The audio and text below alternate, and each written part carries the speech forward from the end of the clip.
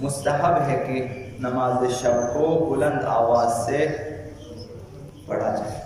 نماز شب کو بلند آواز سے پڑھنا مستحب ہے تاکہ گھر میں کوئی اور شخص اگر نماز شب کے لیے اٹھنا چاہتا ہے تو آپ کی آواز سن کر اٹھے اور نماز شب پڑھے اور اس فیض عظیم سے بہرمند ہو جائے.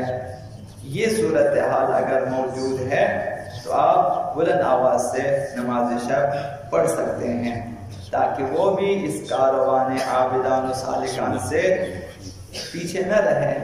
چونکہ فیض عظیم ہے تو ممکن ہے کہ آپ کے گھر میں بیوی بچے مثلا یہ آپ کی آواز سن کر ان میں بھی شوق پیدا ہو جائے اور نماز شب کے لیے بیدار ہو جائے. تو یہ 3 شرائط درکار ہے اس میں تاکہ آپ بلند آواز سے پڑھیں. پہلی شرط یہ ہے کہ احتمال ہو کہ کوئی اٹھے گا نماز شب کے لیے تو آپ بلند آواز سے پڑھیں. جہاں دوسرے لوگ بھی بیٹھے ہوں گھر میں سوئے ہوئے ہوں تو احتمال ہے کہ دوسرے لوگ بھی اٹھیں گے تو آپ کے لیے مستحب ہے کہ بلند آواز سے پڑھیں. دوسری شرط یہ ہے کہ کسی کے لیے مزاحمت کا باعث نہ بنے کہ آپ کے بلند آواز سے پڑھنے سے دوسروں کی نیند خراب ہو جاتی ہے جو کہ اس کام پہ راضی نہیں ہے یا کوئی بیمار ہے مثلا یا کوئی بزرگ ہے کہ ان کے لیے تکلیف کا باعث نہ ہو تب آپ بلند آواز سے پڑھیں مستحب ہے. تیسری چیز یہ ہے شرط کہ موجب ریا و سمعہ نہ ہو. بعض اوقات انسان کمزور ہوتا ہے اور وہ ریا اور سمعہ کا شکار ہو جاتا ہے. یہ دونوں چیزیں مبطل عبادت ہے, مبطل نماز ہے. ریا کیا ہے؟ ریا کا تعلق بصارت سے ہے, دکھانے کے لیے انسان کوئی عمل انجام دے اور چاہے کہ میرے عمل کو کوئی اور دیکھے تاکہ اس کی توجہ جلب ہو جائے. یہ ریا ہے, تاکہ دوسرا شخص دیکھے اور وہ خوش ہو جائے. یہ ریا ہے, دکھاوا ہے اور مبطل نماز, مبطل عبادت ہے. اور سمعہ کا تعلق سماعت سے ہے. انسان عبادت انجام دیتا ہے اور دل میں یہ خواہش ہے کہ دوسرے سنیں تاکہ ان کی توجہ جلب ہو جائے اور تاکہ میں جو ہے مجھے شہرت ملے یا ان کی توجہ ملے یا ان کی رضایت ملے.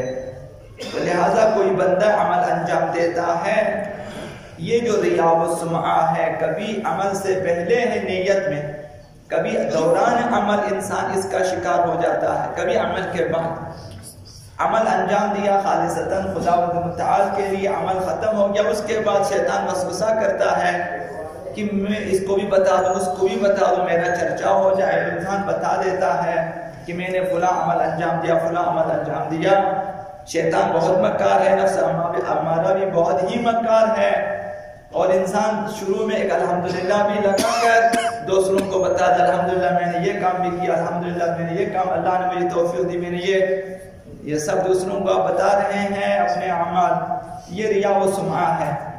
سنا دیا سمعہ ہے, دکھا دیا ریا ہے. اور چونکہ ان دونوں میں فقدان قصد قربت ہے اور قصد خدائی ان میں موجود نہیں ہے, لہذا چونکہ انگیزہ غیر الہی ہے لہذا مبطل عبادت ہے. تو لہذا اگر نماز شب بلند آواز سے پڑھنا چاہیں تو اولا دیکھیں کہ کمرے میں کوئی بھی نہیں ہے تو آپ بلند آواز سے پڑھیں, مستحب ہے.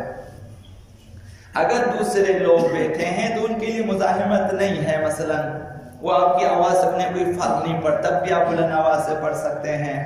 یا آپ کو معلوم ہے کہ یہ لوگ بھی اٹھیں گے میری آواز سے نماز شب کے لیے اور یہ راضی ہیں, تب بھی بلند آواز سے آپ پڑھ سکتے ہیں. لہذا جب صورت یہ ہو کہ نماز شب بلند آواز سے پڑھنے سے کسی کے لیے مزاحمت ہے یا ریا کا موجب ہے یا سمعہ کا موجب ہے تو پھر بہتر ہے کہ نماز شب کو آہستہ آواز میں پڑھیں کہ دوسرے کو پتہ ہی نہ چلے, تاکہ یہ جو فیض عظیم الہی ہے یہ شیطان اور نفس امارہ کے ہاتھوں خراب نہ ہو جائے. حضرت آقا امام حسن العسکری علیہ السلام انہوں نے مسافروں کے بارے میں جب ان سے سوال کیا کہ مسافر نماز شب پڑھے چونکہ مسافروں کے لیے مسائل ہیں کہ آخر شب میں اٹھنا مسئلہ ہے، تو وہ لوگ ان کے لیے اجازت ہے کہ اول شب پڑھ کے سو جائیں۔ مسافروں کے لیے جو لوگ سفر میں ہوتے ہیں، نمازیں جن کی قصر ہوتی ہے، عام مسافر، ان کے لیے پوچھا کہ یہ نماز شب پڑھیں یا نہ پڑھیں۔ 11ویں امام نے فرمایا فضل صلاۃ المسافر اول اللیل، یہ جو مسافرین ہیں یہ اول شب میں یعنی نماز عشاء کے بعد اول شب میں نماز فجر، نماز نافلہ شب پڑھنا ان کا اسی طرح سے ہے جیسے شہر میں رہنے والے، گاؤں میں رہنے والے غیر مسافر آخر وقت میں نماز شب پڑھتا ہے، جو کہ افضل وقت ہے سحر کے نزدیک، رات کی تیسری تہائی میں اٹھ کر نماز پڑھنا فضیلت کا وقت ہے، سحر کا وقت ہے۔ یہی فضیلت مسافر کے لیے اول شب میں نماز شب پڑھنے کا ہے۔ نماز عشاء کے بعد، سونے سے پہلے، کھانے کے بعد نماز شب پڑھ کر سو جائیں۔ عرض کرنے کا مقصد یہ ہے کہ اہل بیت کا تقاضا یہ ہے کہ اگر ہم مسافر بھی ہوں تب بھی نماز شب کو ترک نہ کریں۔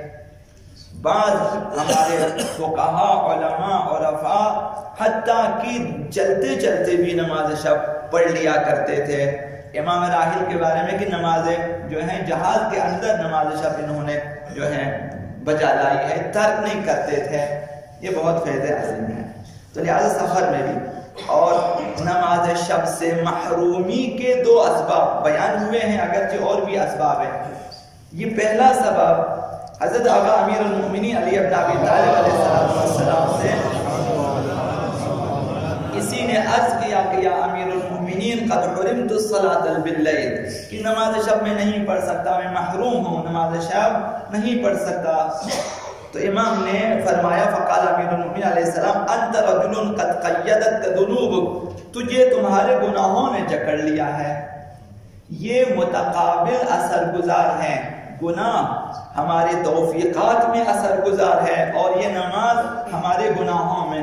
اگر ہم کامیاب ہو گئے، نماز شب بجا لا سکے اور دوسرے نوافل، تو ہمارے گناہ ختم ہو جاتے ہیں۔ اگر گناہ ہمارے بڑھ گئے تو اس کے اثرات سے ہم نماز شب سے اور نوافل سے محروم بھی ہو جاتے ہیں۔ تو کوشش کریں کہ تاکہ ہم توفیق نماز شب پیدا کریں، گناہوں سے توبہ کریں اور استغفار کریں، تاکہ اس فیض عظیم سے ہم بہرہ مند ہو سکیں۔ یہ چیزیں عظیم لوگوں کے لیے ہیں، مورد نظر خدا جو لوگ ہیں ان کے لیے خداوند متعالی توفیق دیتا ہے۔ احادیث میں یہ بات آئی ہے جب خداوند ایک شخص گناہ کرتا ہے، جرأت خداوند پہلی سزا یہ دیتا ہے، اسے نماز شب سے محروم کر دیتا ہے۔ تو یہ کہ یہ ہمیں تو نہیں معلوم، ہم تو خوش ہیں کہ ہم نہیں اٹھ سکتے، ایک بہانہ ہے ہمارے پاس، دیر سے سوتے بچے مجھے نماز پڑھنے نہیں دیتے، مثلا ڈیوٹی پر ہے، مثلا فرصت، یہ جو فرصت نہیں ہوتی، یہ جو پڑھنے بچے آپ کو نماز پڑھنے نہیں دیتے، یہ جو مثلا گھر میں مشکلات، یہ سب گناہوں کی وجہ سے ہے۔ آپ گناہ انجام نہ دیں، ہم گناہ ترک کریں، توبہ کریں، بچے بھی خاموشی سے آپ کو نماز پڑھنے دیں گے، ڈیوٹی پر سے بھی آپ کو فرصت مل جائے گی، آپ کو ساری فرصتیں مل جائے گی۔ بعض لوگ تعلیم میں اس قدر مگن ہوتے ہیں کہ کہتے ہیں ہماری پڑھائی اتنی زیادہ، آپ نماز شب پڑھیں، تعلیم آپ کو کم ترین وقت میں آپ کی کمپلیٹ ہو جائے گی۔ سب سے پہلے آپ کی جو ہے تیاری ہو جائے گی امتحانات کی، جبکہ آپ نماز شب چھوڑ کر تیاری کریں، کافی دنوں کے بعد بھی آپ کی تیاری مکمل نہیں ہوگی۔ یہ اثر گزار ہیں، یہ تجربے سے ثابت شدہ چیزیں ہیں۔ یہ حضرت عطیہ اللہ بہجت کی باتیں ہیں کہ تعلیم میں بعض لوگوں نے کہا کہ ہمارا مطالعہ اس قدر زیادہ ہے، کہا کہ نماز شب پڑھو، کم ترین وقت میں تمہارا مطالعہ ہو جائے گا، تعلیم تم کم ترین وقت میں حاصل کر سکو گے نماز شب کی وجہ سے۔ یہ ایک چیز کہ گناہ رکاوٹ ہے نماز شب میں۔ دوسری چیز حضرت آقا امیر المؤمنین علی بن ابی طالب علیہ السلام سے روایت ہے، انہوں نے فرمایا کہ جب 3 چیزیں تم میں موجود ہیں تو پھر 3 چیزوں کی امیدیں مت رکھو، 3 چیزوں کی امید مت رکھو۔ پہلی چیز لا تطمع فی ثلاثۃ مع ثلاثۃ فی سحر اللیل مع کثرۃ الاکل، اگر زیادہ کھاتے ہو تو پھر سحر خیزی کی توقع نہ رکھنا۔ اگر رات کو ہم زیادہ کھاتے ہیں تو نیند زیادہ ہو جائے گی، جب نیند زیادہ ہو جائے گی سحر خیزی مشکل ہو جائے گی، یہ امام نے فرمایا۔ دوسری چیز وفی نور الوجہ مع نوم اجمع اللیل، جب ساری رات تم سو جاتے ہو تو پھر توقع مت رکھو کہ تمہارے چہرے پہ ایمان کا نور ظاہر ہوگا۔ تو یہ 2 چیزیں نماز شب ترک زیادہ کھانے سے حاصل ہے، زیادہ کھانے سحر خیزی سے ہم محروم ہو جائیں گے اور ساتھ ہی نور ایمان ہمارے چہرے سے ختم ہے۔ جب آپ اس کا چہرہ دیکھیں تب آپ کو اندازہ ہوگا کہ کوئی خاص نورانیت نہیں ہے، انسان خود بھی اندازہ لگا سکتا ہے، ایک خاص نور ہے جسے سیمائے صالحین کہتے ہیں۔ یہ بعض افراد میں آپ بالوضوح دیکھ سکتے ہیں، حتیٰ سیاہ فہمی کیوں نہ ہو، اب ان کے چہرے پہ ایمان کے نور کا مشاہدہ کر سکتے ہیں۔ یہ دو چیزیں، اور فرمائے وَفِي الْأَمَانِ مِنَ الدُّنْيَا مَعَ صُحْبَةِ الْفُسَّاقِ، اگر گناہ گاروں کے ساتھ، فاسقوں کے ساتھ رہتے ہو تو پھر دنیا کے فتنوں سے امن کی توقع نہ رکھیں، ضرور فتنے میں گرفتار ہو جاؤ گے۔ تو کوشش کریں فاسقوں کے ساتھ نہ رہیں، ایک ساری رات نہ سوئیں، زیادہ رات کو نہ کھائیں، تاکہ ہمارے لیے نماز شب میسر آ جائے اور سیمائے صالحین ہمارے چہرے پہ ظاہر ہو جائے، اور پھر دنیا کے فتنوں سے بھی ہم امان میں رہیں۔ اللہم صل علیہ باسمک العظیم الاعظم العز الجل الاکرم، یا اللہ